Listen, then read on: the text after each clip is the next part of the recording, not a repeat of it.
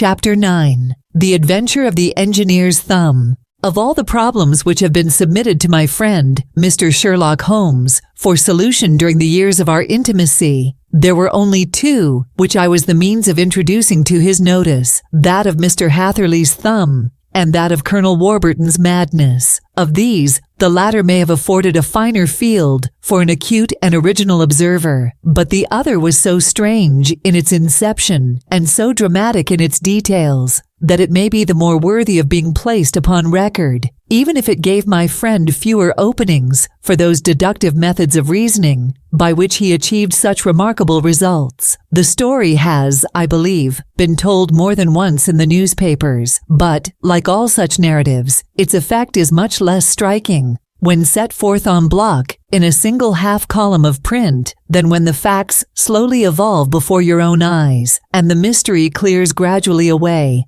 as each new discovery furnishes a step which leads on to the complete truth. At the time, the circumstances made a deep impression upon me, and the lapse of 2 years has hardly served to weaken the effect. It was in the summer of '89, not long after my marriage, that the events occurred which I am now about to summarize. I had returned to civil practice and had finally abandoned Holmes in his Baker Street rooms, although I continually visited him and occasionally even persuaded him to forego his bohemian habits so far as to come and visit us. My practice had steadily increased, and as I happened to live at no very great distance from Paddington Station, I got a few patients from among the officials. One of these, whom I had cured of a painful and lingering disease, was never weary of advertising my virtues, and of endeavoring to send me on every sufferer over whom he might have any influence. One morning, at a little before 7 o'clock, I was awakened by the maid tapping at the door to announce that 2 men had come from Paddington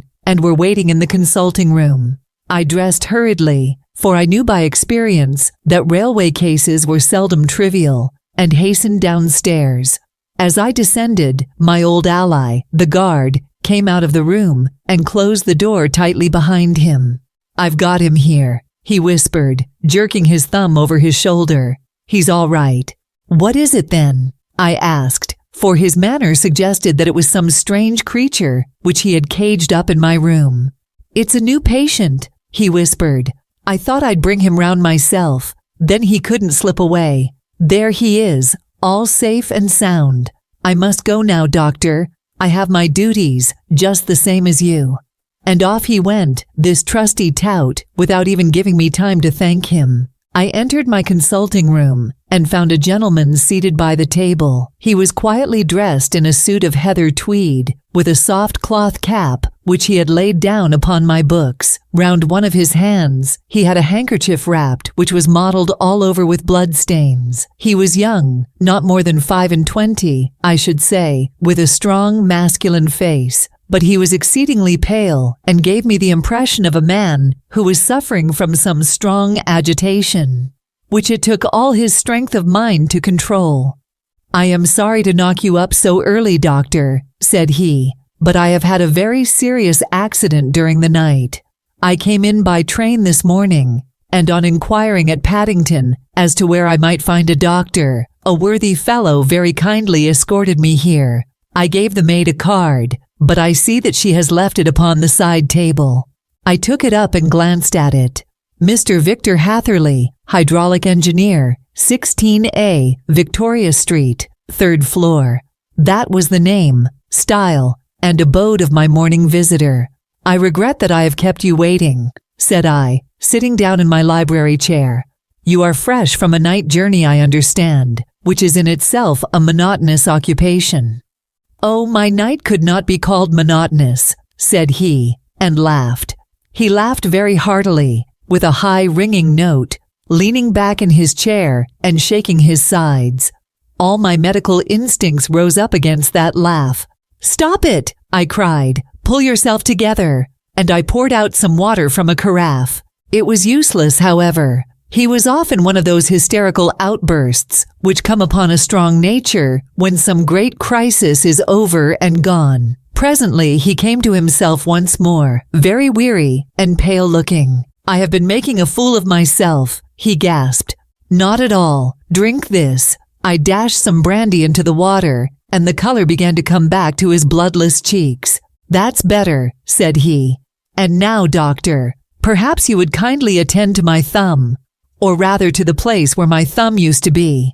He unwound the handkerchief and held out his hand. It gave even my hardened nerves a shudder to look at it. There were 4 protruding fingers and a horrid red, spongy surface where the thumb should have been. It had been hacked or torn right out from the roots. "Good heavens!" I cried. "This is a terrible injury. It must have bled considerably." "Yes, it did. I fainted when it was done, and I think that I must have been senseless for a long time. When I came to, I found that it was still bleeding, so I tied one end of my handkerchief very tightly round the wrist and braced it up with a twig." "Excellent! You should have been a surgeon." "It is a question of hydraulics, you see, and came within my own province." "This has been done," said I, examining the wound, "by a very heavy and sharp instrument." "A thing like a cleaver," said he. "An accident, I presume." "By no means." "What, a murderous attack?" "Very murderous indeed." "You horrify me." I sponged the wound, cleaned it, dressed it, and finally covered it over with cotton wadding and carbolist bandages. He lay back without wincing, though he bit his lip from time to time. "How is that?" I asked when I had finished. "Capital. Between your brandy and your bandage, I feel a new man. I was very weak, but I have had a good deal to go through." "Perhaps you had better not speak of the matter. It is evidently trying to your nerves." "Oh no, not now. I shall have to tell my tale to the police. But between ourselves, if it were not for the convincing evidence of this wound of mine, I should be surprised if they believed my statement, for it is a very extraordinary one, and I have not much in the way of proof with which to back it up. And, even if they believe me, the clues which I can give them are so vague that it is a question whether justice will be done." "Ha!" cried I. "If it is anything in the nature of a problem which you desire to see solved, I should strongly recommend you to come to my friend, Mr. Sherlock Holmes, before you go to the official police." "Oh, I have heard of that fellow," answered my visitor, "and I should be very glad if he would take the matter up, though of course I must use the official police as well. Would you give me an introduction to him?" "I'll do better. I'll take you round to him myself." "I should be immensely obliged to you. We'll call a cab and go together. We shall just be in time to have a little breakfast with him. Do you feel equal to it?" "Yes, I shall not feel easy until I have told my story. Then my servant will call a cab, and I shall be with you in an instant." I rushed upstairs, explained the matter shortly to my wife, and in 5 minutes was inside a hansom, driving with my new acquaintance to Baker Street. Sherlock Holmes was, as I expected, lounging about his sitting room in his dressing gown, reading the agony column of the Times, and smoking his before-breakfast pipe, which was composed of all the plugs and dawdles left from his smokes of the day before, all carefully dried and collected on the corner of the mantelpiece. He received us in his quietly genial fashion, ordered fresh rashers and eggs, and joined us in a hearty meal. When it was concluded, he settled our new acquaintance upon the sofa, placed a pillow beneath his head, and laid a glass of brandy and water within his reach. "It is easy to see that your experience has been no common one, Mr. Hatherley," said he. "Pray, lie down there and make yourself absolutely at home. Tell us what you can, but stop when you are tired and keep up your strength with a little stimulant."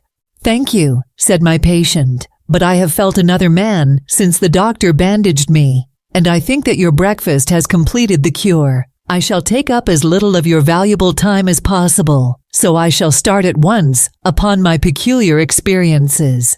Holmes sat in his big armchair with the weary, heavy-lidded expression which veiled his keen and eager nature, while I sat opposite to him, and we listened in silence to the strange story which our visitor detailed to us. "You must know," said he, "that I am an orphan and a bachelor, residing alone in lodgings in London. By profession, I am a hydraulic engineer, and I have had considerable experience of my work during the 7 years that I was apprentice to Venner and Matheson, the well-known firm of Greenwich.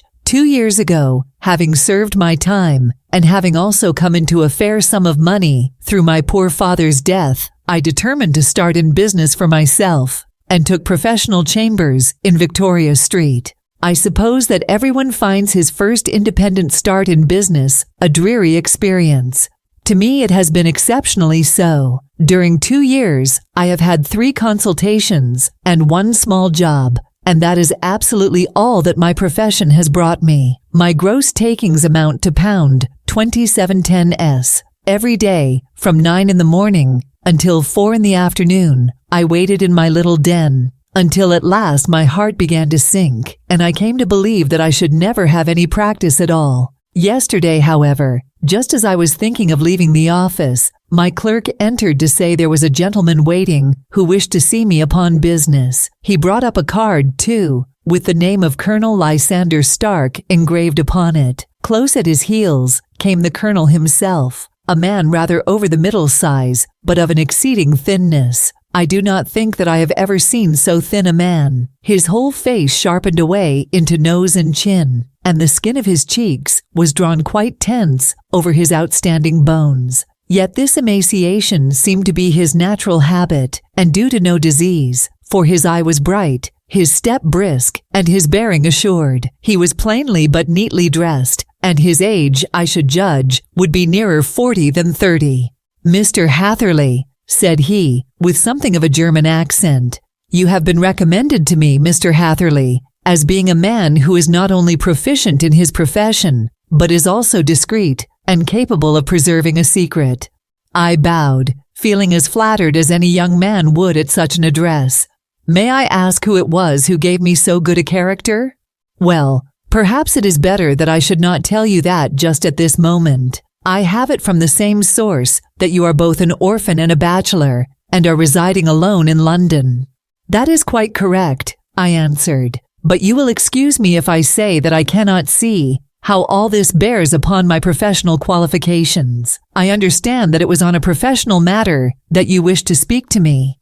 "Undoubtedly so, but you will find that all I say is really to the point. I have a professional commission for you, but absolute secrecy is quite essential. Absolute secrecy, you understand. And of course we may expect that more from a man who is alone than from one who lives in the bosom of his family." "If I promise to keep a secret," said I, "you may absolutely depend upon my doing so." He looked very hard at me as I spoke, and it seemed to me that I had never seen so suspicious and questioning an eye. "Do you promise, then?" said he at last. "Yes, I promise. Absolute and complete silence before, during, and after? No reference to the matter at all, either in word or writing." "I have already given you my word." "Very good." He suddenly sprang up, and darting like lightning across the room, he flung open the door. The passage outside was empty. "That's all right," said he, coming back. "I know that clerks are sometimes curious as to their master's affairs. Now we can talk in safety." He drew up his chair very close to mine, and began to stare at me again with the same questioning and thoughtful look. A feeling of repulsion and of something akin to fear had begun to rise within me at the strange antics of this fleshless man. Even my dread of losing a client could not restrain me from showing my impatience. "I beg that you will state your business, sir," said I. "My time is of value." Heaven forgive me for that last sentence, but the words came to my lips. "How would 50 guineas for a night's work suit you?" he asked. "Most admirably." "I say a night's work, but an hour's would be nearer the mark. I simply want your opinion about a hydraulic stamping machine, which has got out of gear. If you show us what is wrong, we shall soon set it right ourselves. What do you think of such a commission as that? The work appears to be light, and the pay munificent." "Precisely so. We shall want you to come tonight by the last train." "Where to?" "To Eyford, in Berkshire. It is a little place near the borders of Oxfordshire, and within 7 miles of Reading. There is a train from Paddington, which would bring you there at about 11:15. "Very good. I shall come down in a carriage to meet you." "There is a drive, then?" "Yes, our little place is quite out in the country. It is a good 7 miles from Eyford Station." "Then we can hardly get there before midnight. I suppose there would be no chance of a train back. I should be compelled to stop the night. Yes, we could easily give you a shakedown. That is very awkward. Could I not come at some more convenient hour? We have judged it best that you should come late. It is to recompense you for any inconvenience that we are paying to you, a young and unknown man, a fee which would buy an opinion from the very heads of your profession. Still, of course, if you would like to draw out of the business, there is plenty of time to do so. I thought of the 50 guineas, and of how very useful they would be to me. Not at all, said I. I shall be very happy to accommodate myself to your wishes. I should like, however, to understand a little more clearly what it is that you wish me to do. Quite so. It is very natural that the pledge of secrecy, which we have exacted from you, should have aroused your curiosity. I have no wish to commit you to anything without your having it all laid before you. I suppose that we are absolutely safe from eavesdroppers. Entirely. Then the matter stands thus. You are probably aware that Fuller's Earth is a valuable product, and that it is only found in 1 or 2 places in England. I have heard so. Some little time ago, I bought a small place, a very small place, within 10 miles of Reading. I was fortunate enough to discover that there was a deposit of Fuller's Earth in one of my fields. On examining it, however, I found that this deposit was a comparatively small one, and that it formed a link between 2 very much larger ones upon the right and left, both of them, however, in the grounds of my neighbors. These good people were absolutely ignorant that their land contained that which was quite as valuable as a gold mine. Naturally, it was to my interest to buy their land before they discovered its true value, but unfortunately, I had no capital by which I could do this. I took a few of my friends into the secret, however, and they suggested that we should quietly and secretly work our own little deposit, and that in this way we should earn the money which would enable us to buy the neighboring fields. This we have now been doing for some time, and in order to help us in our operations, we erected a hydraulic press. This press, as I have already explained, has got out of order, and we wish your advice upon the subject. We guard our secret very jealously, however, and if it once became known that we had hydraulic engineers coming to our little house, it would soon rouse inquiry, and then, if the facts came out, it would be goodbye to any chance of getting these fields and carrying out our plans. That is why I have made you promise me that you will not tell a human being that you are going to Ayford tonight. I hope that I make it all plain. I quite follow you, said I. The only point which I could not quite understand was what use you could make of a hydraulic press in excavating Fuller's Earth, which, as I understand, is dug out like gravel from a pit. Ah, said he carelessly, we have our own process. We compress the earth into bricks so as to remove them without revealing what they are, but that is a mere detail.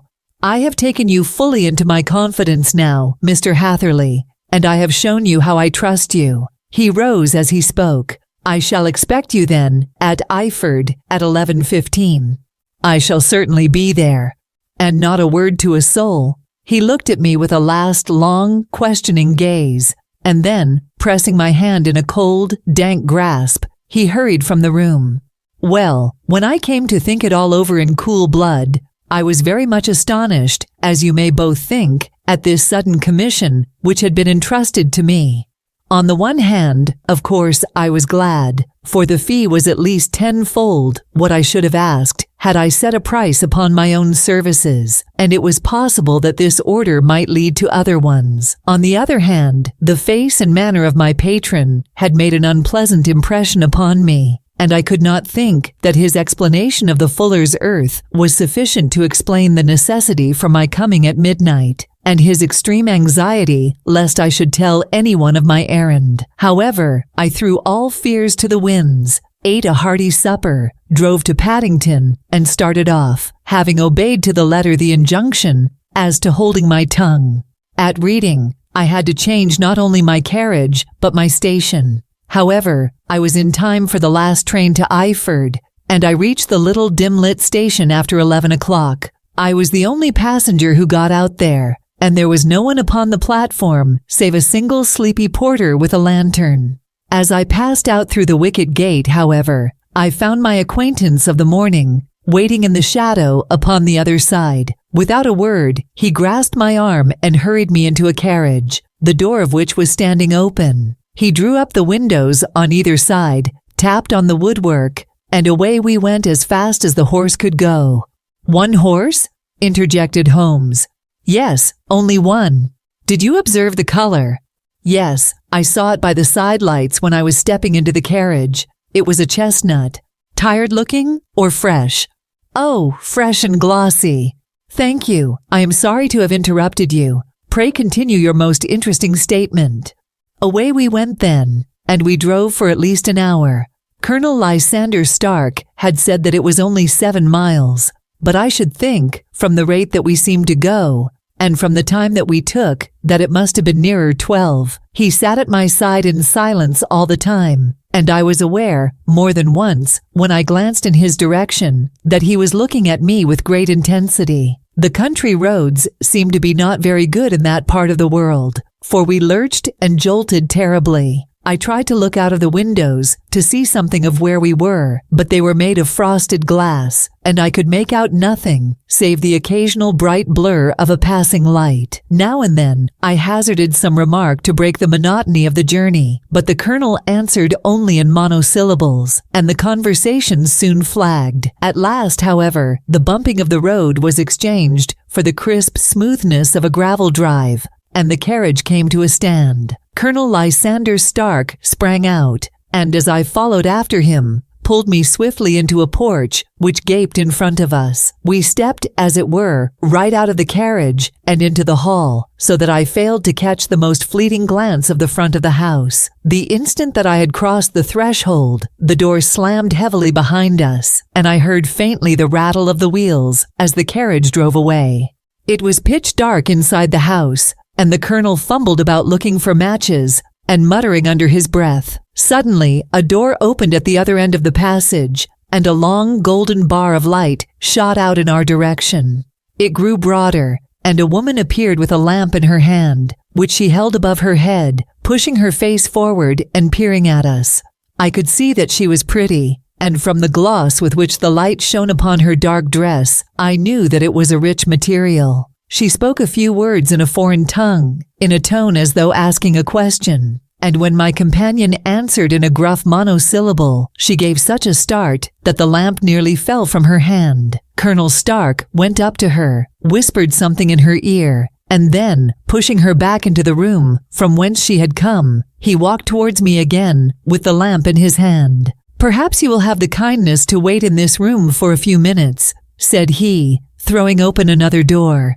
It was a quiet, little, plainly furnished room, with a round table in the center, on which several German books were scattered. Colonel Stark laid down the lamp on the top of a harmonium beside the door. "I shall not keep you waiting an instant," said he, and vanished into the darkness. I glanced at the books upon the table, and in spite of my ignorance of German, I could see that 2 of them were treatises on science, the others being volumes of poetry. Then I walked across to the window, hoping that I might catch some glimpse of the countryside, but an oak shutter, heavily barred, was folded across it. It was a wonderfully silent house. There was an old clock ticking loudly somewhere in the passage, but otherwise everything was deadly still. A vague feeling of uneasiness began to steal over me. Who were these German people, and what were they doing living in this strange, out-of-the-way place? And where was the place? I was 10 miles or so from Aford. That was all I knew. But whether north, south, east, or west, I had no idea. For that matter, Reading, and possibly other large towns, were within that radius, so the place might not be so secluded after all. Yet it was quite certain, from the absolute stillness, that we were in the country. I paced up and down the room, humming a tune under my breath to keep up my spirits, and feeling that I was thoroughly earning my 50-guinea fee. Suddenly, without any preliminary sound, in the midst of the utter stillness, the door of my room swung slowly open. The woman was standing in the aperture, the darkness of the hall behind her, the yellow light from my lamp beating upon her eager and beautiful face. I could see at a glance that she was sick with fear, and the sight sent a chill to my own heart. She held up one shaking finger to warn me to be silent, and she shot a few whispered words of broken English at me, her eyes glancing back, like those of a frightened horse, into the gloom behind her. "I would go," said she, trying hard, as it seemed to me, to speak calmly. "I would go. I should not stay here. There is no good for you to do." "But madam," said I have not yet done what I came for. I cannot possibly leave until I have seen the machine." "It is not worth your while to wait," she went on. "You can pass through the door. No one hinders." And then, seeing that I smiled and shook my head, she suddenly threw aside her constraint and made a step forward with her hands wrung together. "For the love of heaven," she whispered, "get away from here before it is too late." But I am somewhat headstrong by nature, and the more ready to engage in an affair when there is some obstacle in the way. I thought of my 50-guinea fee, of my wearisome journey, and of the unpleasant night which seemed to be before me. Was it all to go for nothing? Why should I slink away without having carried out my commission, and without the payment which was my due? This woman might, for all I knew, be a monomaniac. With a stout bearing, therefore, though her manner had shaken me more than I cared to confess, I still shook my head and declared my intention of remaining where I was. She was about to renew her entreaties when a door slammed overhead, and the sound of several footsteps was heard upon the stairs. She listened for an instant, threw up her hands with a despairing gesture, and vanished as suddenly and as noiselessly as she had come. The newcomers were Colonel Lysander Stark and a short, thick man with a chinchilla beard growing out of the creases of his double chin, who was introduced to me as Mr. Ferguson. "This is my secretary and manager," said the colonel. "By the way, I was under the impression that I left this door shut just now. I fear that you have felt the draft." "On the contrary," said I opened the door myself because I felt the room to be a little close. He shot one of his suspicious looks at me. "Perhaps we had better proceed to business then," said he. "Mr. Ferguson and I will take you up to see the machine. I had better put my hat on, I suppose." "Oh no, it is in the house." "What, you dig fuller's earth in the house?"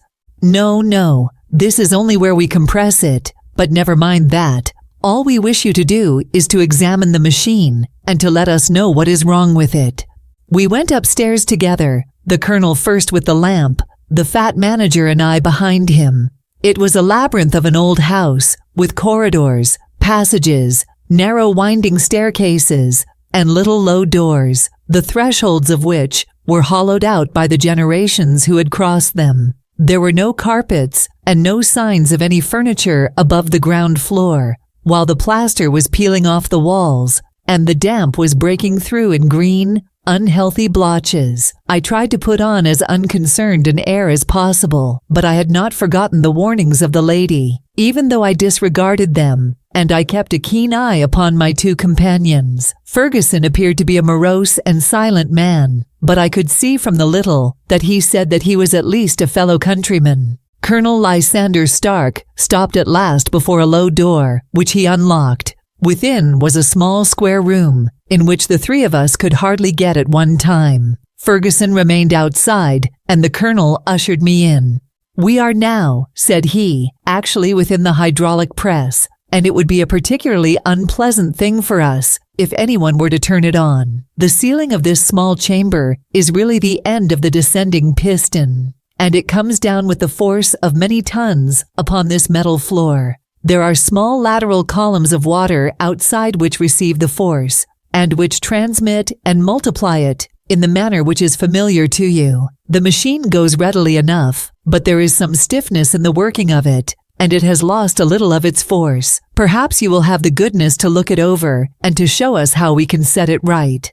I took the lamp from him, and I examined the machine very thoroughly. It was indeed a gigantic one, and capable of exercising enormous pressure. When I passed outside, however, and pressed down the levers which controlled it, I knew at once by the whishing sound that there was a slight leakage, which allowed a regurgitation of water through one of the side cylinders. An examination showed that one of the India rubber bands, which was round the head of a driving rod, had shrunk so as not quite to fill the socket along which it worked. This was clearly the cause of the loss of power, and I pointed it out to my companions, who followed my remarks very carefully, and asked several practical questions as to how they should proceed to set it right. When I had made it clear to them, I returned to the main chamber of the machine and took a good look at it to satisfy my own curiosity. It was obvious at a glance that the story of the fuller's earth was the merest fabrication, for it would be absurd to suppose that so powerful an engine could be designed for so inadequate a purpose. The walls were of wood, but the floor consisted of a large iron trough,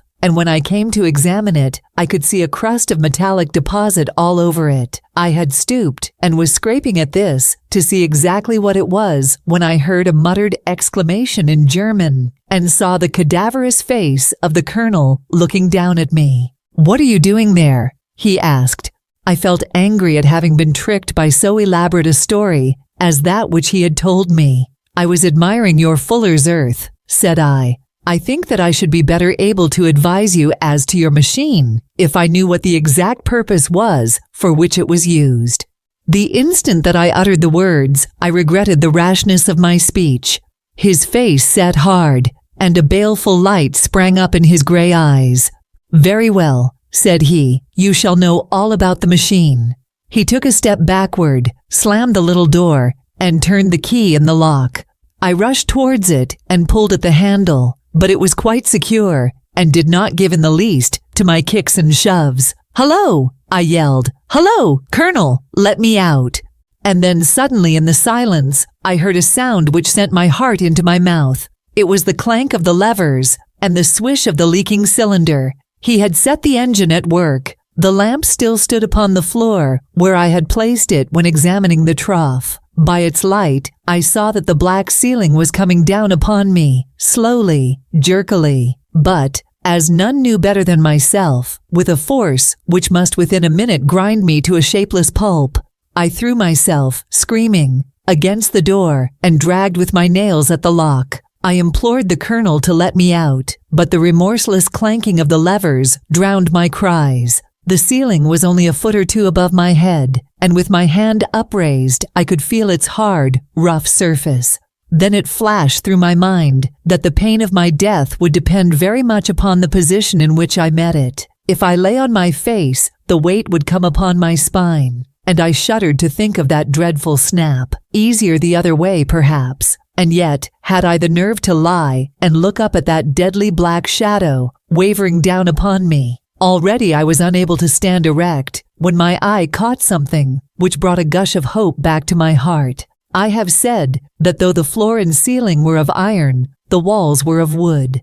As I gave a last hurried glance around, I saw a thin line of yellow light between two of the boards, which broadened and broadened as a small panel was pushed backward. For an instant, I could hardly believe that here was indeed a door which led away from death. The next instant, I threw myself through and lay half fainting upon the other side. The panel had closed again behind me, but the crash of the lamp, and a few moments afterwards, the clang of the two slabs of metal, told me how narrow had been my escape. I was recalled to myself by a frantic plucking at my wrist, and I found myself lying upon the stone floor of a narrow corridor, while a woman bent over me and tugged at me with her left hand, while she held a candle in her right. It was the same good friend whose warning I had so foolishly rejected. "Come, come," she cried breathlessly. "They will be here in a moment. They will see that you are not there. Oh, do not waste the so precious time, but come." This time at least, I did not scorn her advice. I staggered to my feet and ran with her along the corridor and down a winding stair. The latter led to another broad passage, and just as we reached it, we heard the sound of running feet and the shouting of two voices, one answering the other from the floor on which we were and from the one beneath. My guide stopped and looked about her, like one who is at her wit's end. Then she threw open a door which led into a bedroom, through the window of which the moon was shining brightly. "It is your only chance," said she. "It is high, but it may be that you can jump it." As she spoke, a light sprang into view at the further end of the passage, and I saw the lean figure of Colonel Lysander Stark rushing forward with a lantern in one hand and a weapon like a butcher's cleaver in the other.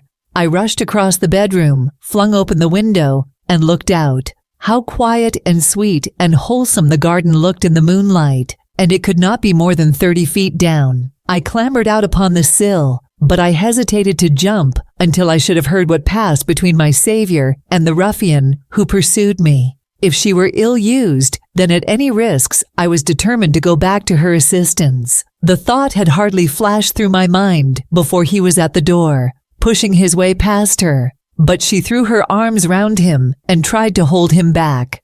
"Fritz, Fritz," she cried in English, "remember your promise after the last time. You said it should not be again. He will be silent. Oh, he will be silent." "You are mad, Elise," he shouted, struggling to break away from her. "You will be the ruin of us. He has seen too much. Let me pass, I say." He dashed her to one side and, rushing to the window, cut at me with his heavy weapon. I had let myself go and was hanging by the hands to the sill when his blow fell. I was conscious of a dull pain. My grip loosened and I fell into the garden below. I was shaken but not hurt by the fall, so I picked myself up and rushed off among the bushes as hard as I could run, for I understood that I was far from being out of danger yet. Suddenly, however, as I ran, a deadly dizziness and sickness came over me. I glanced down at my hand, which was throbbing painfully, and then, for the first time, saw that my thumb had been cut off, and that the blood was pouring from my wound. I endeavored to tie my handkerchief round it, but there came a sudden buzzing in my ears, and next moment I fell in a dead faint among the rose bushes. How long I remained unconscious I cannot tell. It must have been a very long time, for the moon had sunk, and a bright morning was breaking when I came to myself. My clothes were all sodden with dew, and my coat sleeve was drenched with blood from my wounded thumb. The smarting of it recalled in an instant all the particulars of my night's adventure, and I sprang to my feet with the feeling that I might hardly yet be safe from my pursuers. But to my astonishment, when I came to look round me, neither house nor garden were to be seen. I had been lying in an angle of the hedge close by the high road, and just a little lower down was a long building, which proved, upon my approaching it, to be the very station at which I had arrived upon the previous night. Were it not for the ugly wound upon my hand, all that had passed during those dreadful hours might have been an evil dream. Half dazed, I went into the station and asked about the morning train. There would be one to Reading in less than an hour. The same porter was on duty, I found, as had been there when I arrived. I inquired of him whether he had ever heard of Colonel Lysander Stark. The name was strange to him. Had he observed a carriage the night before waiting for me? No, he had not. Was there a police station anywhere near? There was one about 3 miles off. It was too far for me to go, weak and ill as I was. I determined to wait until I got back to town before telling my story to the police. It was a little past 6 when I arrived, so I went first to have my wound dressed, and then the doctor was kind enough to bring me along here. I put the case into your hands and shall do exactly what you advise." We both sat in silence for some little time after listening to this extraordinary narrative. Then Sherlock Holmes pulled down from the shelf one of the ponderous commonplace books in which he placed his cuttings. "Here is an advertisement which will interest you," said he. "It appeared in all the papers about a year ago. Listen to this. Lost on the 9th Instead, Mr. Jeremiah Hayling, age 26, a hydraulic engineer, left his lodgings at 10 o'clock at night and has not been heard of since. Was dressed in, etc., etc." That represents the last time that the colonel needed to have his machine overhauled, I fancy. "Good heavens!" cried my patient. "Then that explains what the girl said. Undoubtedly, it is quite clear that the colonel was a cool and desperate man, who was absolutely determined that nothing should stand in the way of his little game, like those out-and-out pirates who will leave no survivor from a captured ship. Well, every moment now is precious, so if you feel equal to it, we shall go down to Scotland Yard at once, as a preliminary to starting for Ayford." Some 3 hours or so afterwards, we were all in the train together, bound from Reading to the little Berkshire village. There were Sherlock Holmes, the hydraulic engineer, Inspector Bradstreet of Scotland Yard, a plainclothes man, and myself. Bradstreet had spread an ordnance map of the county out upon the seat and was busy with his compasses, drawing a circle with Ayford for its center. "There you are," said he. "That circle is drawn at a radius of 10 miles from the village. The place we want must be somewhere near that line. You said 10 miles, I think, sir." It was an hour's good drive. "And you think that they brought you back all that way when you were unconscious?" "They must have done so. I have a confused memory, too, of having been lifted and conveyed somewhere." "What I cannot understand," said I, "is why they should have spared you when they found you lying fainting in the garden. Perhaps the villain was softened by the woman's entreaties." "I hardly think that likely. I never saw a more inexorable face in my life." "Oh, we shall soon clear up all that," said Bradstreet. "Well, I have drawn my circle, and I only wish I knew at what point upon it the folk that we are in search of are to be found." "I think I could lay my finger on it," said Holmes quietly. "Really now," cried the inspector, "you have formed your opinion. Come now, we shall see who agrees with you. I say it is south, for the country is more deserted there." "And I say east," said my patient. "I am for west," remarked the plainclothes man. "There are several quiet little villages up there." "And I am for north," said I, "because there are no hills there, and our friend says that he did not notice the carriage go up any." "Come," cried the inspector, laughing. "It's a very pretty diversity of opinion. We have boxed the compass among us. Who do you give your casting vote to? You are all wrong. But we can't all be." "Oh yes, you can. This is my point." He placed his finger in the center of the circle. "This is where we shall find them." "But the 12-mile drive," gasped Hatherley. 6 out and 6 back. Nothing simpler. You say yourself that the horse was fresh and glossy when you got in. How could it be that if it had gone 12 miles over heavy roads? "Indeed, it is a likely ruse enough," observed Bradstreet thoughtfully. "Of course there can be no doubt as to the nature of this gang." "None at all," said Holmes. "They are coiners on a large scale, and have used the machine to form the amalgam which has taken the place of silver." "We have known for some time that a clever gang was at work," said the inspector. "They have been turning out half-crowns by the thousand. We even traced them as far as Reading, but could get no farther, for they had covered their traces in a way that showed that they were very old hands. But now, thanks to this lucky chance, I think that we have got them right enough." But the inspector was mistaken, for those criminals were not destined to fall into the hands of justice. As we rolled into Ayford Station, we saw a gigantic column of smoke which streamed up from behind a small clump of trees in the neighborhood and hung like an immense ostrich feather over the landscape. "A house on fire?" asked Bradstreet, as the train steamed off again on its way. "Yes, sir," said the station master. "When did it break out?" "I hear that it was during the night, sir, but it has got worse, and the whole place is in a blaze." "Whose house is it?" "Dr. Becker's."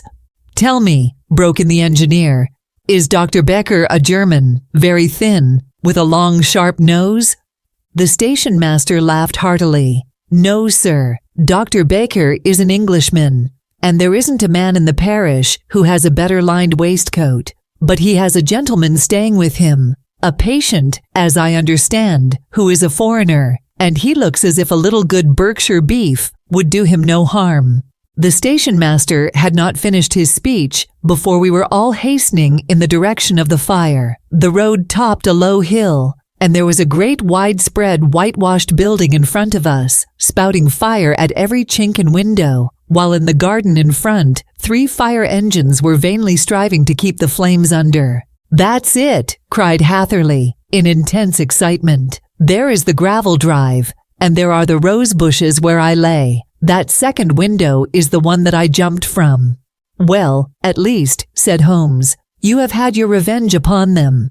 There can be no question that it was your oil lamp which, when it was crushed in the press, set fire to the wooden walls, though no doubt they were too excited in the chase after you to observe it at the time." Now keep your eyes open in this crowd for your friends of last night, though I very much fear that they are a good 100 miles off by now." And Holmes's fears came to be realized, for from that day to this no word has ever been heard either of the beautiful woman, the sinister German, or the morose Englishman. Early that morning, a peasant had met a cart containing several people and some very bulky boxes driving rapidly in the direction of Reading. But there all traces of the fugitives disappeared, and even Holmes's ingenuity failed ever to discover the least clue as to their whereabouts. The firemen had been much perturbed at the strange arrangements which they had found within, and still more so by discovering a newly severed human thumb upon a windowsill of the second floor. About sunset, however, their efforts were at last successful, and they subdued the flames, but not before the roof had fallen in, and the whole place been reduced to such absolute ruin that, save some twisted cylinders and iron piping, not a trace remained of the machinery which had cost our unfortunate acquaintance so dearly. Large masses of nickel and of tin were discovered stored in an outhouse, but no coins were to be found, which may have explained the presence of those bulky boxes which have been already referred to. How our hydraulic engineer had been conveyed from the garden to the spot where he recovered his senses might have remained forever a mystery were it not for the soft mold, which told us a very plain tale. He had evidently been carried down by two persons, one of whom had remarkably small feet and the other unusually large ones. On the whole, it was most probable that the silent Englishman, being less bold or less murderous than his companion, had assisted the woman to bear the unconscious man out of the way of danger. "Well," said our engineer ruefully, as we took our seats to return once more to London, "it has been a pretty business for me. I have lost my thumb, and I have lost a 50-guinea fee, and what have I gained?" "Experience," said Holmes, laughing. "Indirectly, it may be of value, you know. You have only to put it into words to gain the reputation of being excellent company for the remainder of your existence." Chapter 10. The Adventure of the Noble Bachelor. The Lord St. Simon marriage and its curious termination have long ceased to be a subject of interest in those exalted circles in which the unfortunate bridegroom moves. Fresh scandals have eclipsed it, and their more piquant details have drawn the gossips away from this 4-year-old drama. As I have reason to believe, however, that the full facts have never been revealed to the general public, and as my friend Sherlock Holmes had a considerable share in clearing the matter up, I feel that no memoir of him would be complete without some little sketch of this remarkable episode. It was a few weeks before my own marriage, during the days when I was still sharing rooms with Holmes in Baker Street, that he came home from an afternoon stroll to find a letter on the table waiting for him. I had remained indoors all day, for the weather had taken a sudden turn to rain, with high autumnal winds, and the Jezile bullet, which I had brought back in one of my limbs as a relic of my Afghan campaign, throbbed with dull persistence. With my body in one easy chair, and my legs upon another, I had surrounded myself with a cloud of newspapers, until at last, saturated with the news of the day, I tossed them all aside and lay listless, watching the huge crest and monogram upon the envelope upon the table, and wondering lazily who my friend's noble correspondent could be. "Here is a very fashionable epistle," I remarked as he entered. "Your morning letters, if I remember right, were from a fishmonger and a tide-waiter." "Yes, my correspondence has certainly the charm of variety," he answered, smiling. "And the humbler are usually the more interesting. This looks like one of those unwelcome social summonses which call upon a man either to be bored or to lie." He broke the seal and glanced over the contents. "Oh, come, it may prove to be something of interest after all." "Not social, then?" "No, distinctly professional. And from a noble client. One of the highest in England. My dear fellow, I congratulate you. I assure you, Watson, without affectation, that the status of my client is a matter of less moment to me than the interest of his case. It is just possible, however, that also may not be wanting in this new investigation. You have been reading the papers diligently of late, have you not?" "It looks like it," said I ruefully, pointing to a huge bundle in the corner. "I have had nothing else to do." "It is fortunate, for you will perhaps be able to post me up. I read nothing except the criminal news and the agony column. The latter is always instructive. But if you have followed recent events so closely, you must have read about Lord St. Simon and his wedding." "Oh yes, with the deepest interest." "That is well. The letter which I hold in my hand is from Lord St. Simon. I will read it to you, and in return, you must turn over these papers and let me have whatever bears upon the matter. This is what he says. My dear Mr. Sherlock Holmes, Lord Backwater tells me that I may place implicit reliance upon your judgment and discretion. I have determined, therefore, to call upon you and to consult you in reference to the very painful event which has occurred in connection with my wedding. Mr. Lestrade, of Scotland Yard, is acting already in the matter, but he assures me that he sees no objection to your cooperation, and that he even thinks that it might be of some assistance. I will call at 4 o'clock in the afternoon, and, should you have any other engagement at that time, I hope that you will postpone it, as this matter is of paramount importance. Yours faithfully, Robert St. Simon. It is dated from Grosvenor Mansions, written with a quill pen, and the noble lord has had the misfortune to get a smear of ink upon the outer side of his right little finger, remarked Holmes, as he folded up the epistle. He says 4 o'clock. It is 3 now. He will be here in an hour. Then I have just time, with your assistance, to get clear upon the subject. Turn over those papers and arrange the extracts in their order of time, while I take a glance as to who our client is. He picked a red-covered volume from a line of books of reference beside the mantelpiece. Here he is, said he, sitting down and flattening it out upon his knee. Lord Robert Walsingham de Vere St. Simon, second son of the Duke of Balmoral.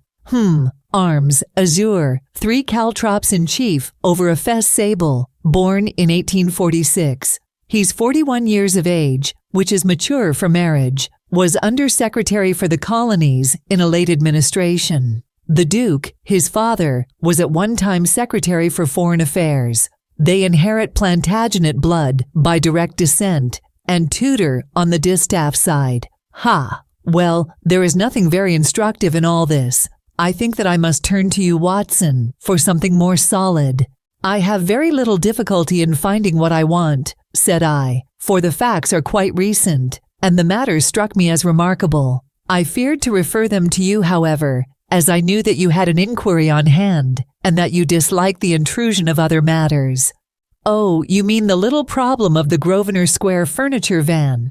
That is quite cleared up now, though, indeed, it was obvious from the first. Pray give me the results of your newspaper selections.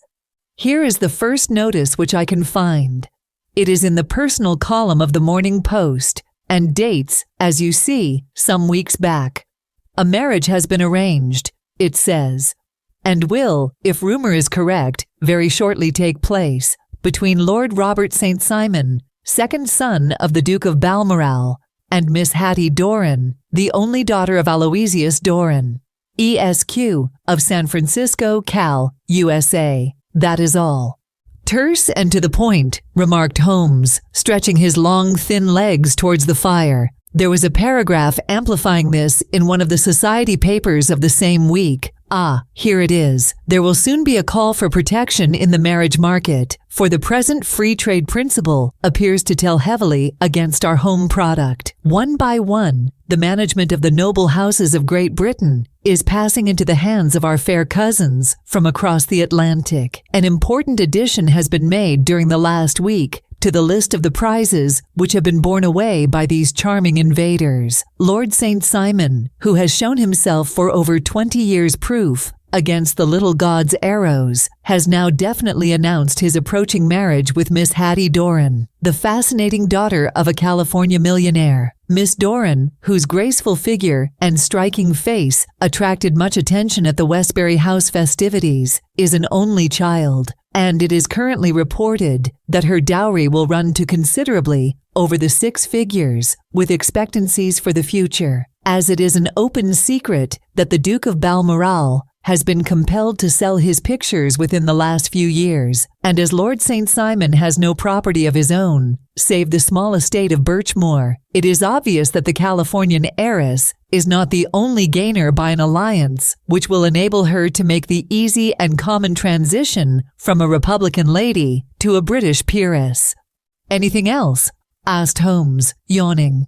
"Oh yes, plenty. Then there is another note in the Morning Post to say that the marriage would be an absolutely quiet one, that it would be at St. George's, Hanover Square, that only half a dozen intimate friends would be invited, and that the party would return to the furnished house at Lancaster Gate, which has been taken by Mr. Aloysius Doran. 2 days later, that is, on Wednesday last, there is a curt announcement that the wedding had taken place, and that the honeymoon would be passed at Lord Backwater's place, near Petersfield. Those are all the notices which appeared before the disappearance of the bride."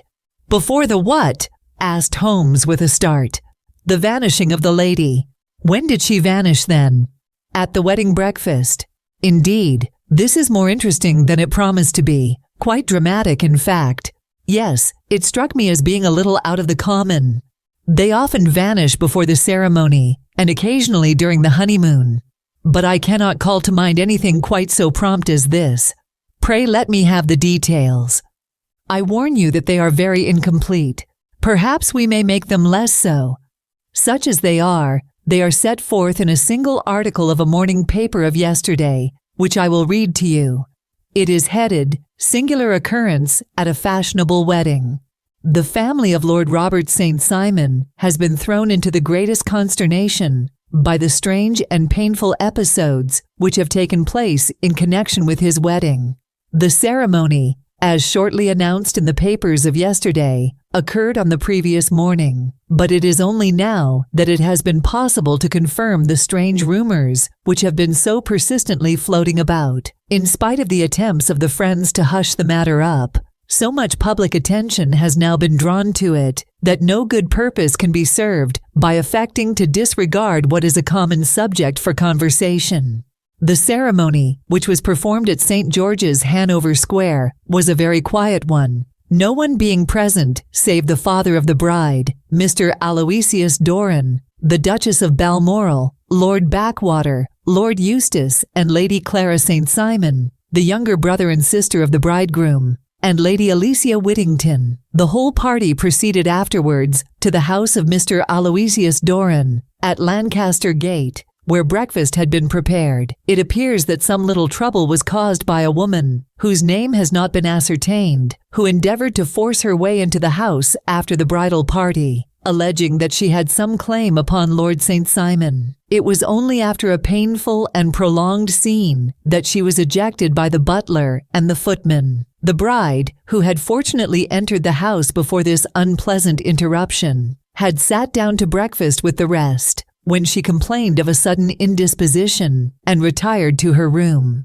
Her prolonged absence having caused some comment, her father followed her, but learned from her maid that she had only come up to her chamber for an instant, caught up an ulster and bonnet, and hurried down to the passage. One of the footmen declared that he had seen a lady leave the house thus apparelled, but had refused to credit that it was his mistress, believing her to be with the company. On ascertaining that his daughter had disappeared, Mr. Aloysius Doran, in conjunction with the bridegroom, instantly put themselves in communication with the police, and very energetic inquiries are being made, which will probably result in a speedy clearing up of this very singular business. Up to a late hour last night, however, nothing had transpired as to the whereabouts of the missing lady. There are rumors of foul play in the matter, and it is said that the police have caused the arrest of the woman who had caused the original disturbance, in the belief that, from jealousy or some other motive, she may have been concerned in the strange disappearance of the bride. And is that all? Only one little item in another of the morning papers, but it is a suggestive one, and it is that Miss Flora Miller, the lady who had caused the disturbance, has actually been arrested.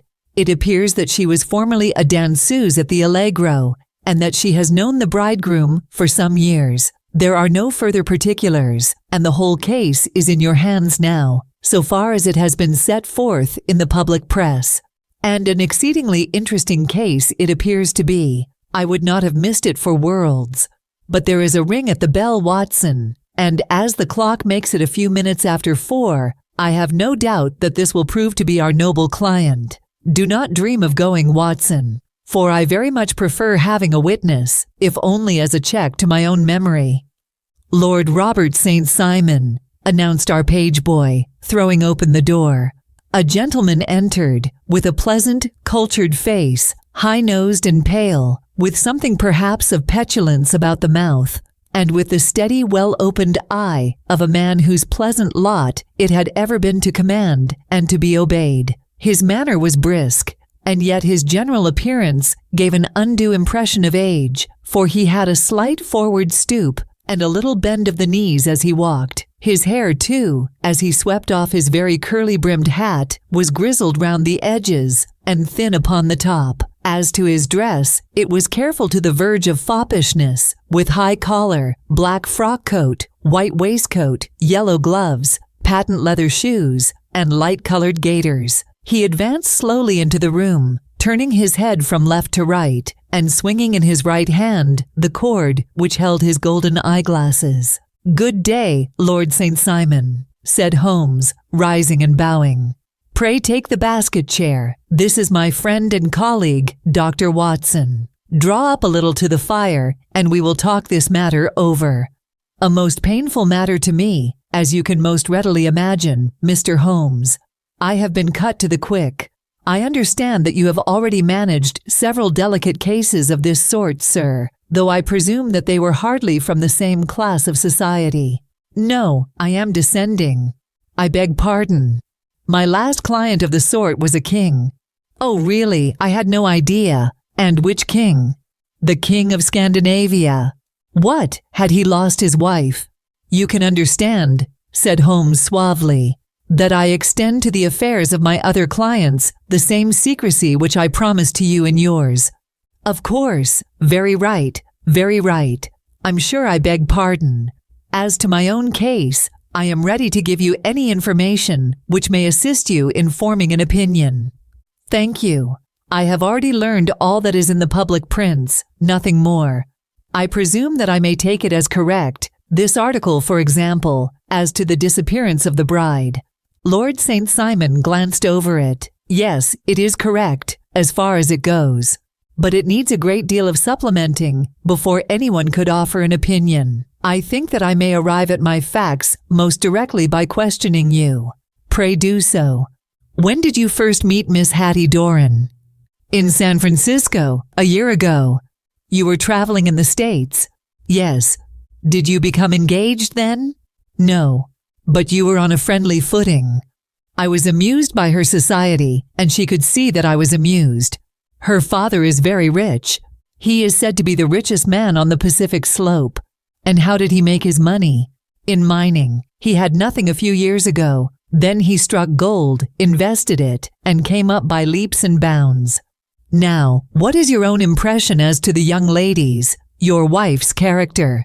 The nobleman swung his glasses a little faster and stared down into the fire. You see, Mr. Holmes, said he, my wife was 20 before her father became a rich man. During that time, she ran free in a mining camp and wandered through woods or mountains, so that her education has come from nature rather than from the schoolmaster. She is what we call in England a tomboy, with a strong nature, wild and free, unfettered by any sort of traditions. She is impetuous, volcanic, I was about to say. She is swift in making up her mind and fearless in carrying out her resolutions. On the other hand, I would not have given her the name which I have the honor to bear. He gave a little stately cough. Had I not thought her to be at bottom a noble woman. I believe that she is capable of heroic self-sacrifice, and that anything dishonorable would be repugnant to her. Have you her photograph? I brought this with me. He opened a locket and showed us the full face of a very lovely woman. It was not a photograph, but an ivory miniature, and the artist had brought out the full effect of the lustrous black hair, the large dark eyes, and the exquisite mouth. Holmes gazed long and earnestly at it. Then he closed the locket, and handed it back to Lord St. Simon. The young lady came to London then, and you renewed your acquaintance. Yes, her father brought her over for this last London season. I met her several times, became engaged to her, and have now married her. She brought, I understand, a considerable dowry. A fair dowry, not more than is usual in my family. And this, of course, remains to you, since the marriage is a fait accompli? I really have made no inquiries on the subject. Very naturally not. Did you see Miss Doran on the day before the wedding? Yes. Was she in good spirits? Never better. She kept talking of what we should do in our future lives. Indeed, that is very interesting. And on the morning of the wedding, she was as bright as possible, at least until after the ceremony. And did you observe any change in her then? Well, to tell the truth, I saw then the first signs that I had ever seen that her temper was just a little sharp. The incident, however, was too trivial to relate and can have no possible bearing upon the case. Pray let us have it for all that. Oh, it is childish. She dropped her bouquet as we went towards the vestry. She was passing the front pew at the time, and it fell over into the pew. There was a moment's delay, but the gentleman in the pew handed it up to her again, and it did not appear to be the worse for the fall. Yet when I spoke to her of the matter, she answered me abruptly, and in the carriage, on our way home, she seemed absurdly agitated over this trifling cause. Indeed, you say that there was a gentleman in the pew. Some of the general public were present then. Oh yes, it is impossible to exclude them when the church is open. This gentleman was not one of your wife's friends? No, I call him a gentleman by courtesy, but he was quite a common-looking person. I hardly noticed his appearance, but really I think that we are wandering rather far from the point. Lady St. Simon, then, returned from the wedding in a less cheerful frame of mind than she had gone to it. What did she do on re-entering her father's house? I saw her in conversation with her maid. And who is her maid?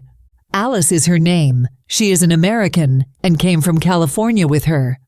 A confidential servant. A little too much so. It seemed to me that her mistress allowed her to take great liberties. Still, of course, in America they look upon these things in a different way. How long did she speak to this Alice? Oh, a few minutes. I had something else to think of. You did not overhear what they said. Lady St. Simon said something about jumping a claim. She was accustomed to use slang of the kind. I have no idea what she meant. American slang is very expressive sometimes. And what did your wife do when she finished speaking to her maid? She walked into the breakfast room. On your arm? No, alone. She was very independent in little matters like that. Then, after we had sat down for 10 minutes or so, she rose hurriedly, muttered some words of apology, and left the room. She never came back. But this maid, Alice, as I understand, deposes that she went to her room, covered her bride's dress with a long ulster, put on a bonnet, and went out. Quite so, and she was afterwards seen walking into Hyde Park in company with Flora Miller, a woman who is now in custody, and who had already made a disturbance at Mr. Doran's house that morning. Ah, yes, I should like a few particulars as to this young lady, and your relations to her. Lord St. Simon shrugged his shoulders and raised his eyebrows. We have been on a friendly footing for some years. I may say on a very friendly footing. She used to be at the Allegro. I have not treated her ungenerously, and she had no just cause of complaint against me. But you know what women are, Mr. Holmes.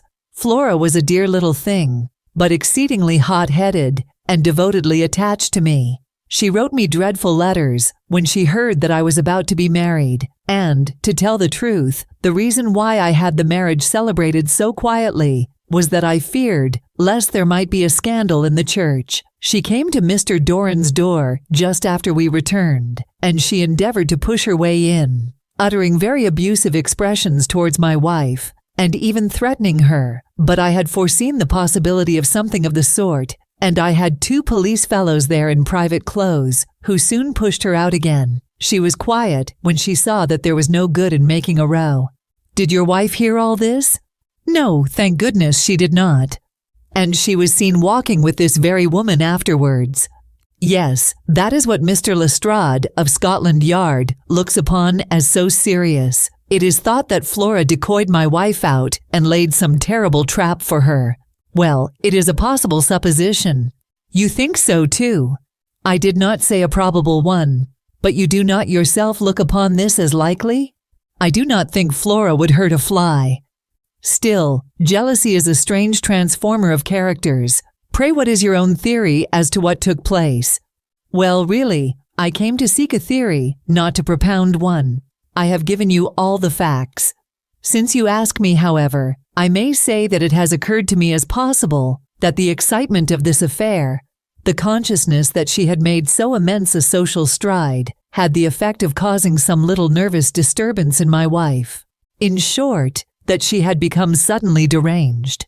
Well, really, when I consider that she has turned her back, I will not say upon me, but upon so much that many have aspired to without success, I can hardly explain it in any other fashion.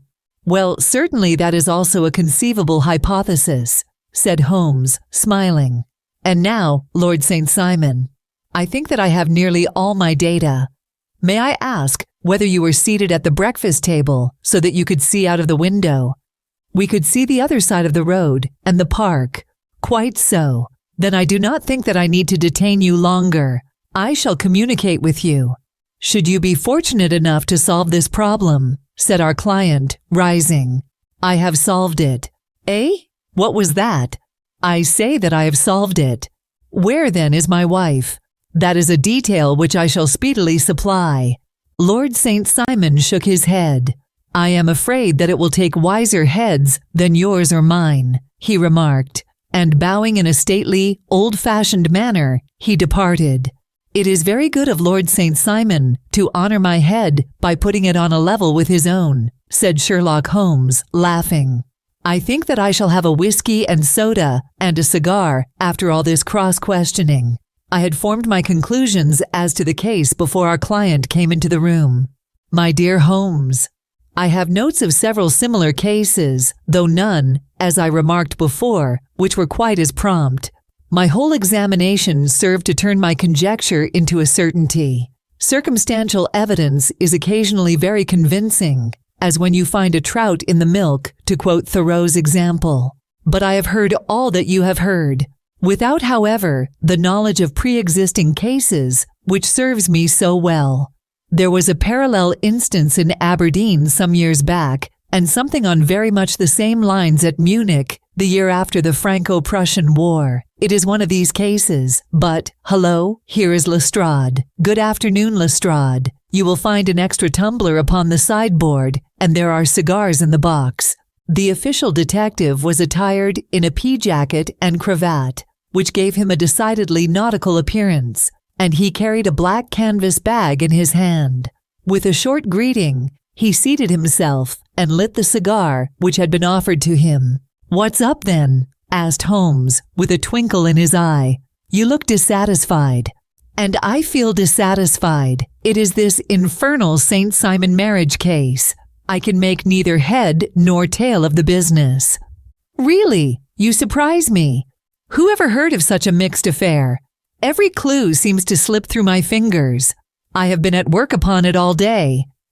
"And very wet it seems to have made you," said Holmes, laying his hand upon the arm of the pea-jacket.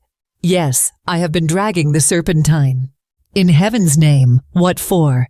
"In search of the body of Lady St. Simon." Sherlock Holmes leaned back in his chair and laughed heartily. "Have you dragged the basin of Trafalgar Square fountain?" he asked. "Why, what do you mean?" "Because you have just as good a chance of finding this lady in the one as in the other." Lestrade shot an angry glance at my companion. "I suppose you know all about it," he snarled. "Well, I have only just heard the facts, but my mind is made up." "Oh, indeed. Then you think that the Serpentine plays no part in the matter?" "I think it very unlikely." "Then perhaps you will kindly explain how it is that we found this in it." He opened his bag as he spoke, and tumbled onto the floor a wedding dress of watered silk, a pair of white satin shoes, and a bride's wreath and veil, all discolored and soaked in water. "There," said he, putting a new wedding ring upon the top of the pile. There is a little nut for you to crack, Master Holmes." "Oh, indeed," said my friend, blowing blue rings into the air. "You dragged them from the Serpentine." "No, they were found floating near the margin by a park keeper. They have been identified as her clothes, and it seemed to me that if the clothes were there, the body would not be far off. By the same brilliant reasoning, every man's body is to be found in the neighborhood of his wardrobe. And pray, what did you hope to arrive at through this?" "At some evidence implicating Flora Miller in the disappearance." "I am afraid that you will find it difficult." "Are you indeed now?" cried Lestrade with some bitterness.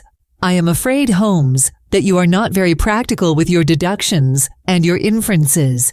You have made 2 blunders in as many minutes. This dress does implicate Miss Flora Miller. And how? In the dress is a pocket. In the pocket is a card case. In the card case is a note. And here is the very note." He slapped it down upon the table in front of him. "Listen to this. You will see me when all is ready. Come at once. FHM. Now my theory all along has been that Lady St. Simon was decoyed away by Flora Miller, and that she, with confederates no doubt, was responsible for her disappearance. Here, signed with her initials, is the very note which was no doubt quietly slipped into her hand at the door, and which lured her within their reach." "Very good, Lestrade," said Holmes, laughing. "You really are very fine indeed. Let me see it." He took up the paper in a listless way, but his attention instantly became riveted, and he gave a little cry of satisfaction. "This is indeed important," said he. "Ha, you find it so?" "Extremely so. I congratulate you warmly." Lestrade rose in his triumph and bent his head to look. "Why," he shrieked, "you're looking at the wrong side. On the contrary, this is the right side." "The right side? You're mad. Here is the note written in pencil over here. And over here is what appears to be the fragment of a hotel bill, which interests me deeply. There's nothing in it. I looked at it before," said Lestrade. "Oxtar 4th, rooms 8S, breakfast 2S6D, cocktail 1S, lunch 2S6D, glass sherry 8D. I see nothing in that." "Very likely not. It is most important all the same. As to the note, it is important also, or at least the initials are, so I congratulate you again." "I've wasted time enough," said Lestrade, rising. "I believe in hard work and not in sitting by the fire spinning fine theories. Good day, Mr. Holmes, and we shall see which gets to the bottom of the matter first." He gathered up the garments, thrust them into the bag, and made for the door. "Just one hint to you, Lestrade," drawled Holmes, before his rival vanished. "I will tell you the true solution of the matter. Lady St. Simon is a myth. There is not, and there never has been, any such person." Lestrade looked sadly at my companion. Then he turned to me, tapped his forehead 3 times, shook his head solemnly, and hurried away. He had hardly shut the door behind him when Holmes rose to put on his overcoat. "There is something in what the fellow says about outdoor work," he remarked. "So I think, Watson, that I must leave you to your papers for a little." It was after 5 o'clock when Sherlock Holmes left me, but I had no time to be lonely, for within an hour there arrived a confectioner's man with a very large flat box. This he unpacked with the help of a youth whom he had brought with him, and presently, to my very great astonishment, a quite Epicurean little cold supper began to be laid out upon our humble lodging-house mahogany. There were a couple of brace of cold woodcock, a pheasant, a pâté foie gras pie with a group of ancient and cobwebby bottles. Having laid out all these luxuries, my 2 visitors vanished away, like the genii of the Arabian Nights, with no explanation, save that the things had been paid for and were ordered to this address. Just before 9 o'clock, Sherlock Holmes stepped briskly into the room. His features were gravely set, but there was a light in his eye which made me think that he had not been disappointed in his conclusions. "They have laid the supper then," he said, rubbing his hands. "You seem to expect company. They have laid for 5. "Yes, I fancy we may have some company dropping in," said he. "I am surprised that Lord St. Simon has not already arrived. Ha! I fancy that I hear his step now upon the stairs. It was indeed our visitor of the afternoon who came bustling in, dangling his glasses more vigorously than ever, and with a very perturbed expression upon his aristocratic features. "My messenger reached you, then?" asked Holmes.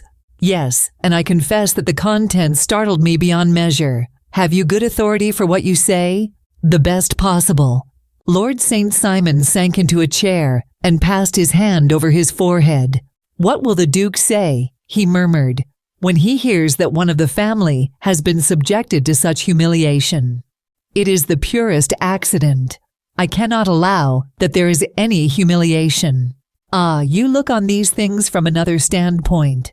I fail to see that anyone is to blame. I can hardly see how the lady could have acted otherwise, though her abrupt method of doing it was undoubtedly to be regretted. Having no mother, she had no one to advise her at such a crisis." "It was a slight, sir, a public slight," said Lord St. Simon, tapping his fingers upon the table. "You must make allowance for this poor girl, placed in so unprecedented a position." "I will make no allowance. I am very angry indeed, and I have been shamefully used." "I think that I heard a ring," said Holmes.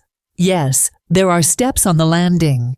If I cannot persuade you to take a lenient view of the matter, Lord St. Simon, I have brought an advocate here who may be more successful." He opened the door and ushered in a lady and gentleman. "Lord St. Simon," said he, "allow me to introduce you to Mr. and Mrs. Francis Hay Moulton. The lady, I think, you have already met." At the sight of these newcomers, our client had sprung from his seat and stood very erect, with his eyes cast down and his hand thrust into the breast of his frock coat, a picture of offended dignity. The lady had taken a quick step forward and had held out her hand to him, but he still refused to raise his eyes. It was as well for his resolution, perhaps, for her pleading face was one which it was hard to resist. "You're angry, Robert," said she. "Well, I guess you have every cause to be." "Pray make no apology to me," said Lord St. Simon bitterly. "Oh yes, I know that I have treated you real bad and that I should have spoken to you before I went, but I was kind of rattled, and from the time when I saw Frank here again, I just didn't know what I was doing or saying. I only wonder I didn't fall down and do a faint right there before the altar. Perhaps, Mrs. Moulton, you would like my friend and me to leave the room while you explain this matter." "If I may give an opinion," remarked the strange gentleman, "we've had just a little too much secrecy over this business already. For my part, I should like all Europe and America to hear the rights of it." He was a small, wiry, sunburnt man, clean-shaven, with a sharp face and alert manner. "Then I'll tell our story right away," said the lady. "Frank here and I met in '84 in McQuire's camp near the Rockies, where Pa was working a claim. We were engaged to each other, Frank and I, but then one day Father struck a rich pocket and made a pile, while poor Frank here had a claim that petered out and came to nothing. The richer Pa grew, the poorer was Frank, so at last Pa wouldn't hear of our engagement lasting any longer, and he took me away to Frisco. Frank wouldn't throw up his hand, though, so he followed me there, and he saw me without Pa knowing anything about it. It would only have made him mad to know, so we just fixed it all up for ourselves. Frank said that he would go and make his pile too, and never come back to claim me until he had as much as Pa. So then I promised to wait for him to the end of time, and pledged myself not to marry anyone else while he lived. "Why shouldn't we be married right away then?" said he, "and then I will feel sure of you, and I won't claim to be your husband until I come back." Well, we talked it over, and he had fixed it all up so nicely, with a clergyman all ready and waiting, that we just did it right there. And then Frank went off to seek his fortune, and I went back to Pa. The next I heard of Frank was that he was in Montana, and then he went prospecting in Arizona, and then I heard of him from New Mexico. After that came a long newspaper story about how a miners' camp had been attacked by Apache Indians, and there was my Frank's name among the killed. I fainted dead away, and I was very sick for months after. Pa thought I had a decline and took me to half the doctors in Frisco. Not a word of news came for a year and more, so that I never doubted that Frank was really dead. Then Lord St. Simon came to Frisco, and we came to London, and a marriage was arranged, and Pa was very pleased, but I felt all the time that no man on this earth would ever take the place in my heart that had been given to my poor Frank. Still, if I had married Lord St. Simon, of course I'd have done my duty by him. We can't command our love, but we can our actions. I went to the altar with him, with the intention to make him just as good a wife as it was in me to be. But you may imagine what I felt when, just as I came to the altar rails, I glanced back and saw Frank standing and looking at me out of the first pew. I thought it was his ghost at first, but when I looked again, there he was still, with a kind of question in his eyes, as if to ask me whether I were glad or sorry to see him. I wonder I didn't drop. I know that everything was turning round, and the words of the clergyman were just like the buzz of a bee in my ear. I didn't know what to do. Should I stop the service and make a scene in the church? I glanced at him again, and he seemed to know what I was thinking, for he raised his finger to his lips to tell me to be still. Then I saw him scribble on a piece of paper, and I knew that he was writing me a note. As I passed his pew on the way out, I dropped my bouquet over to him, and he slipped the note into my hand when he returned me the flowers. It was only a line asking me to join him when he made the sign to me to do so. Of course, I never doubted for a moment that my first duty was now to him, and I determined to do just whatever he might direct. When I got back, I told my maid, who had known him in California and had always been his friend. I ordered her to say nothing, but to get a few things packed and my ulster ready. I know I ought to have spoken to Lord St. Simon, but it was dreadful hard before his mother and all those great people. I just made up my mind to run away and explain afterwards. I hadn't been at the table 10 minutes before I saw Frank out of the window at the other side of the road. He beckoned to me and then began walking into the park. I slipped out, put on my things, and followed him. Some woman came talking something or other about Lord St. Simon to me. Seemed to me from the little I heard as if he had a little secret of his own before marriage also.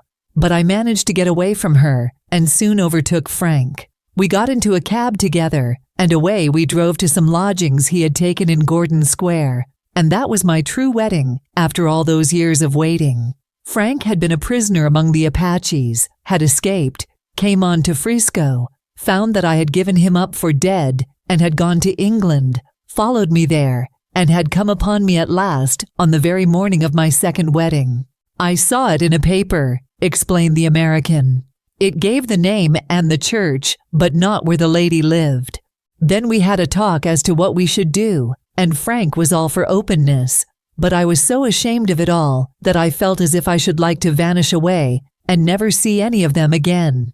Just sending a line to Pa, perhaps, to show him that I was alive. It was awful to me to think of all those lords and ladies sitting round that breakfast table and waiting for me to come back. So Frank took my wedding clothes and things and made a bundle of them so that I should not be traced, and dropped them away somewhere where no one could find them. It is likely that we should have gone on to Paris tomorrow, only that this good gentleman, Mr. Holmes, came round to us this evening, though how he found us is more than I can think, and he showed us very clearly and kindly that I was wrong, and that Frank was right, and that we should be putting ourselves in the wrong if we were so secret. Then he offered to give us a chance of talking to Lord St. Simon alone. And so we came right away round to his rooms at once. Now, Robert, you have heard it all, and I am very sorry if I have given you pain, and I hope that you do not think very meanly of me. Lord St. Simon had by no means relaxed his rigid attitude,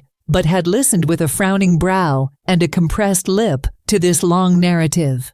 "Excuse me," he said, "but it is not my custom to discuss my most intimate personal affairs in this public manner."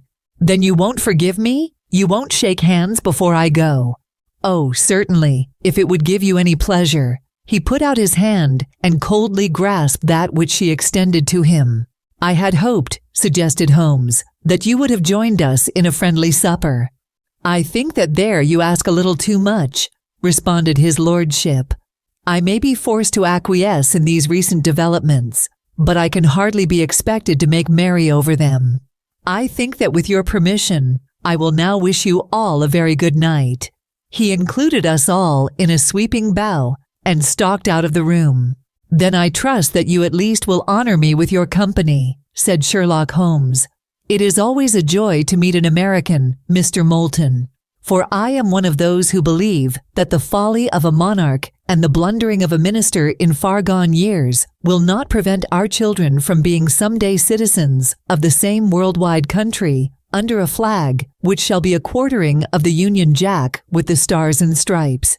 The case has been an interesting one," remarked Holmes when our visitors had left us, "because it serves to show very clearly how simple the explanation may be of an affair which at first sight seems to be almost inexplicable. Nothing could be more natural than the sequence of events as narrated by this lady, and nothing stranger than the result when viewed, for instance, by Mr. Lestrade of Scotland Yard. You were not yourself at fault at all, then?" "From the first, two facts were very obvious to me. The one that the lady had been quite willing to undergo the wedding ceremony. The other that she had repented of it within a few minutes of returning home. Obviously something had occurred during the morning then to cause her to change her mind. What could that something be? She could not have spoken to anyone when she was out, for she had been in the company of the bridegroom. Had she seen someone then?